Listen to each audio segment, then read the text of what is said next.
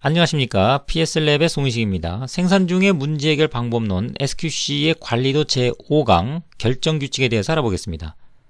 결정규칙은 본 관리도 제3강의 슈와르츠의 관리도에 대한 사고에서요. 1931년도 슈와르츠가 쓴 공업제품의 경제적 품질관리 요 해당 페이지에 공준 1, 2, 3의 내용이 포함되어 있다고 한 바가 있습니다. 우리 교재에는 63에서 64페이지에 해당 내용이 담겨져 있는데요. 공준 1, 2, 3은 이런 내용들이 포함되어 있죠. 변동성을 우리가 이제 채택하려고 한다거나 또는 그 이상 원인들을 찾아내려면 기준이 필요하다라고 이제 언급하고 있다는 거죠. 그럼 그 기준이라고 하는 것은 어떤 유형이 있고 또 어떻게 정해야 되는지 본체 5강의에서 자세히 좀 알아보고자 합니다. 우선 기준을 알아보려면요. 정상적인 패턴이 어떤 것인가를 우리가 살펴볼 필요가 있겠습니다. 그래서 특징을 좀 관찰할 필요가 있는데요. 예를 들어서 우리가 프로세스에서 데이터를 수집을 해서 순서대로 이제 타점을 형성시켜 나가는 거죠. 그러면 일직선으로 나오는 것이 아니라 이와 같이 오르내림으로 관찰된다는 겁니다. 이것을 플럭추에이션이라고 합니다. 이런 그 플럭추에이션은 그러면 왜 발생하느냐? 즉 모든 측정 값들은 이제 변한다는 거죠. 그런데 왜 변하는지의 관점에서 우리가 가만히 살펴보면 우리 프로세스 내에는 다수의 사소한 그런 요소들이 대거 포함이 되어 있습니다. 온도가 미세하게 변화한다든가 아니면 진동이 존재하든가 또는 습도가 변화한다든가 또는 공기의 대류에 의해서 어떤 흐름이 형성되어 있다든가 뭐 이렇게 우리가 관리할 수는 없지만요. 제어할 수는 없지만 항상 존재하는 사소한 어떤 변화들이 있습니다.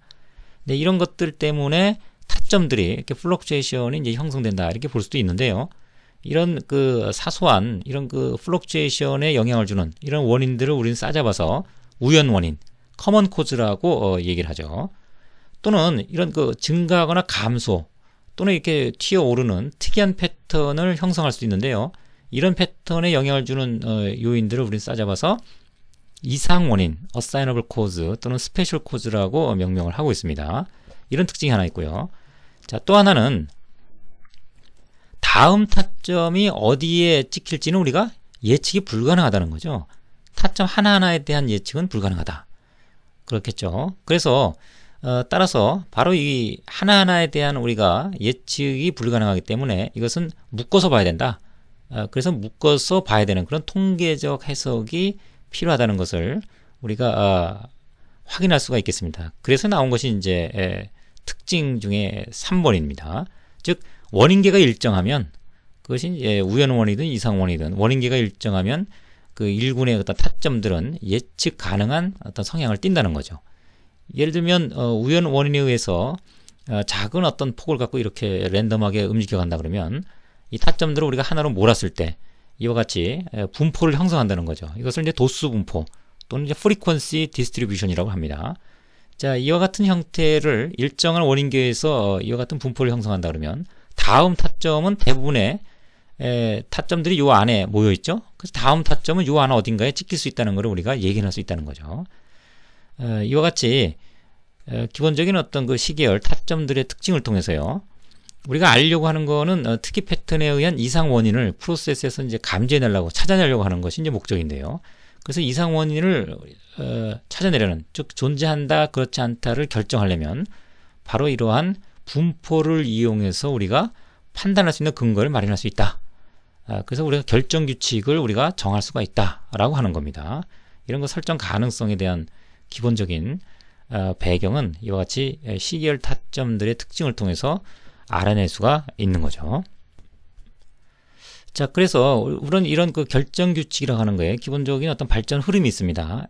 최초의 슈와르츠는 이런 그 3 시그마 수준, 3 표준 편차 이제 관리 한계를 설정을 한 거죠. 그래서 그것을 넘어가는 타점이 발견이 되면 이것은 이상 원인에 의한 어떤 특이 패턴이다.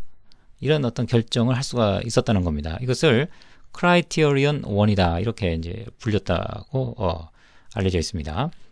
자, 그 다음에 한참 뒤의 일인데 1956년도에 이제 웨스턴 일렉트릭 컴퍼니가 이와 같은 이제 관리도를 프로세스를 관리하는 용도로 SQC 관점에서 활용하게 되는 겁니다. 이때 이제 경험적인 여러 가지 경험자들이 함께 모여서 이런 그 규칙을 정하게 되는데요. 이때 슈와르츠가 정한 크라이테리언 1에 추가로 이제 3개를 더 넣어서요. 총 4개의 결정 규칙을 완성을 합니다. 이것이 이제 웨스턴 일렉트릭 룰이라고 하는 거죠. 그 이후에 뭐 많은 또 변천 과정이 있었습니다만 최종적으로는 1984년도에 넬슨이라는 사람이 넬슨 룰을 만들죠. 여기는 기본적인 그 웨스턴 일렉트릭 룰에다가 다시 4개를 추가를 합니다. 그래서 총 8개를 가지고 제시를 하게 되는데 이것이 우리가 지금 쓰고 있는 대부분의 이제 관리도에서 정해진 어떤 규칙이 됩니다. 잘 맞는다는 얘기죠. 자, 다음은 그 웨스턴 일렉트릭 룰과 넬슨 룰에 대해서 간단히 좀 알아보도록 하겠습니다. 우선 그 웨스턴 일렉트릭 룰은요, 비정상적 패턴을 설정하고 있습니다. 그래서 이 내용들은 뭐 하나하나 우리가 지금 이 단계에서 언급하지는 않을 거고요. 우리 교재 342페이지 보면 관리도 해석이라고 하는 것에 총 15개의 비정상적 패턴을 언급을 하고 있어요. 설명을 하고 있습니다. 자세하게. 그래서 필요하신 분은 교재 342페이지 관리도 해석을 활용하시거나 아니면 해당 강의를 활용하시기 바랍니다. 자, 여기서는요, 웨스턴 일렉트릭사에서 규정한 존 룰이라고 하는 것이 있습니다. 그래서 그 3시그마 표준편차의 그 평균과 표준차에 근거한 3표준차 거리의 관리 한계를 설정했다 그랬죠? 자, 그러다 보니까 1표준편차, 2표준편차가 존재하게 되고요. 그래서 그것은 이제 존 A, 존 B, 존 C로 이렇게 명명을 합니다. 또는 뭐 3시그마 존, 뭐 2시그마 존, 1시그마 존 이렇게 이제 명명을 하는 거죠. 자, 그에 따라서 4개의 그 확인하는 규칙을 정하게 된다는 얘기입니다. 예를 들면 자, 검정이 1은 요 영역에 즉 3표준차 벗어나는 영역에 타점이 찍히는 경우, 예를 들면 네, 이와 같이 3표준차 A 영역 존이죠. 이걸 벗어나는 이런 타점이 찍히는 경우를 규칙 1, 이걸 넘어가면 이상 원인에 의한 어떤 변동이 발생했다 이렇게 판단한다는 얘기입니다. 또는 이제 규칙 2는 검정 2는 바로 이 3개 중에 2개가 이 영역 이상에 찍히는 경우입니다. 즉 2표준차 이상의 3개 중에 2개가 찍히는 그런 케이스가 발견되면 무슨 문제 있는 패턴이다 이렇게 판단한다는 얘기죠. 그래서 3개 중에 2개가 B 영역 바깥에 찍히는 그런 케이스. 또 검정 3은 이 영역 존 B 이상의 5개 중 4개가 찍히는 경우. 그래서 존 B 이상의 총 5개 중에 이렇게 4개가 찍히는 경우. 자, 끝으로 검정 4는 이 영역 이상의 연속해서 8개가 찍히는 경우.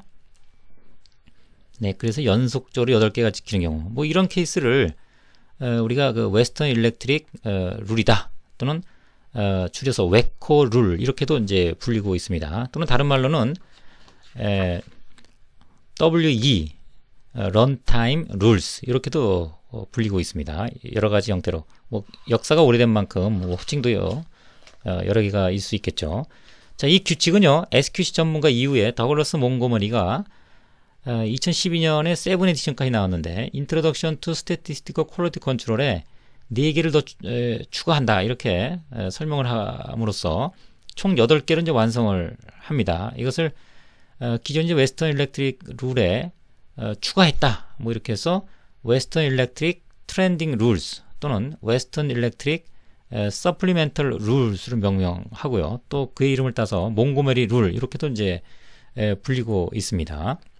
자, 본 내용은 우리 교재 89페이지에 설명이 자세히 있으니까요. 필요하신 분은 참고를 해주시면 될 것 같습니다. 네, 다음은 넬슨 룰인데요. 넬슨 룰은 웨스턴 일렉트릭 룰이 나온 지 28년 뒤죠. 1984년도에 넬슨이 이제 저널 오브 퀄리티 테크놀로지에 발표한 그런 규칙이 되겠습니다. 이 규칙은 기본적으로 웨스턴 일렉트릭 룰을 포함을 하고 있어요.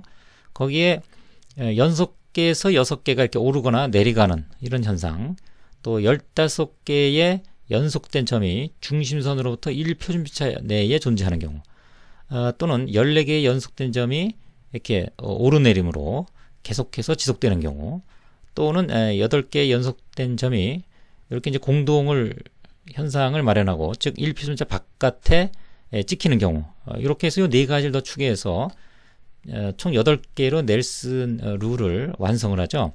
근데 이것이 대부분의 프로세스에서 잘 맞더라는 겁니다.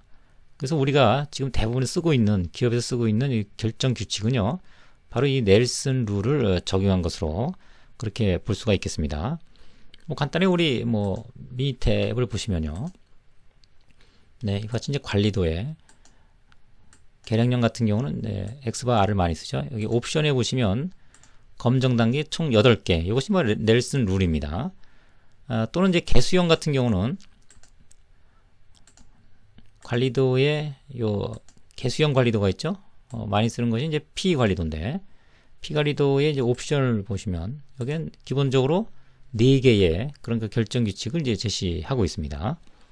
그런데 이 넬슨 룰의 어떤 규칙만 존재하는 거냐? 그런 건 아닙니다. 우리 교재 93페이지 보시면 웨스턴 일렉트릭 룰스와 넬슨 룰스 외에요, AIAG에서 정한 룰이 있고요, 뭐 주란 룰이 또 있습니다. 뭐 휴지스 룰 해서 전부 지금까지 알려진 게 총 8개 정도의 룰들이 존재를 합니다. 거기에는 이제 검정수 8개 외에도요, 뭐 15개도 있고요, 13개도 있고, 다양한 형태의 이제 검정 룰이 있습니다. 그래서 우리가 이제 여기서 주목해야 될 부분이 있습니다. 아, 이게 넬슨의 룰, 그러니까 정해진 룰에 의해서만 우리가 우리 프로세스에서의 이상 변동을 판단하는 것은 아니구나라는 것이죠. 이 얘기는 우리가 어떤 식으로 받아들여야 되냐면, 우리 프로세스에 맞는 결정 규칙이 필요하다는 겁니다. 그것을 찾아야 된다는 겁니다. 그래서 우리 그 웨스턴 일렉트릭 이 핸드북에서는요, 그것이 그 기간이 한 1년 정도 소요되는 걸로 그렇게 좀 가이드를 좀 하고 있습니다. 우리한테 맞는 결정 규칙을 찾아야 된다는 거죠.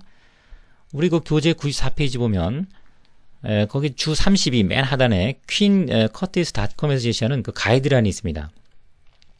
이와 같은 어떤 가이드란을 따라서 최적합의 결정 규칙, 우리 프로세스에 맞는 결정 규칙을 좀 찾아야 된다라고 하는 것이 좀 주장하고 싶은, 좀 전달하고 싶은 핵심적인 내용인데요. 예를 들면 거기 그 표준 관리 한계의 검정들의 총 4개의 유형이 있고요. 95페이지 보면 이제 경향을 판단하는데 3개가 기본적으로 가이드라인으로 제시되어 있습니다. 또 산포를 판단하는데 2개, 진동, 오실레이션을 판단하는 게 2개, 이렇게 이제 하나의 그 결정하는 방식을 제시를 하고 있는데요. 예를 들면 우리 요 규칙 1 같은 경우 거기 뭐 XMN을 결정하도록 되어 있죠. 그래서 이것은 3표준 편차를 1개가 벗어나는 케이스니까 X는 3입니다. X는 그 관리 한계를 설정하는 표준차의 값을 얘기를 해요. 그래서 X는 3. 그 다음에 1개 중에 1개가 벗어나는 거죠. 그래서 X는 3, M은 1, N은 1에 해당되는 그런 그 규칙을 얘기를 하는 거죠. 우리 프로세스에서는 이것이 X는 3, M은 2, N은 1 이런 식으로 설정할 수 있다는 얘기입니다. 그와 같이 X와 M과 N을 한 1년 동안 관찰을 통해서 우리 프로세스에 최적합한 규칙들을 마련할 필요가 있다. 정해진 것은 없다. 자, 이것이 핵심적으로 전달하고자 하는 내용이라고 볼 수 있겠습니다. 네, 설명을 마치도록 하겠습니다. 수고하셨습니다.